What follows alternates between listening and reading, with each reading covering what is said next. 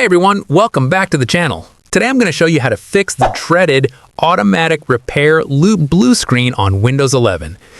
If your PC keeps restarting and showing preparing automatic repair, don't worry, I've got you covered with several methods to get it working again.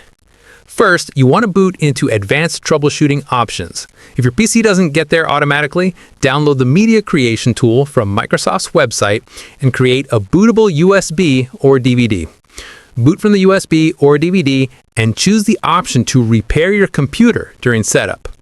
Once you're in the troubleshooting menu, click on Troubleshoot. You'll see two main options. Reset this PC, which lets you reinstall Windows while keeping your files, or removing everything, which has more specific fixes. Pick the option that fits your situation. Next, try Startup Repair from the Advanced Options menu. This will attempt to fix any issues preventing Windows from loading. If this doesn't work, move on to System Restore if you have previously created restore points. Just select the most recent restore point and follow the instructions to restore your system. If your PC still isn't booting, consider uninstalling updates.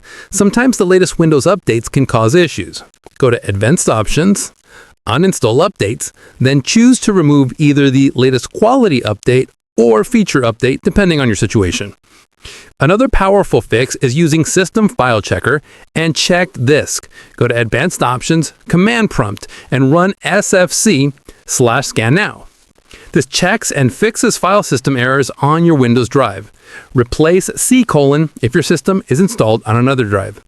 Finally, if none of the above works, you may need to reset your PC. Go to Troubleshoot, reset this PC, and choose whether to keep your files or remove everything. Keeping your files will reinstall Windows, but remove apps and settings, while removing everything gives you a fresh start.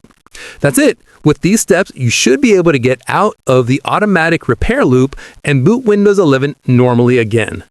If this video helped you, don't forget to hit that subscribe button for more tech fixes and tips. Thanks for watching, and I'll see you in the next video.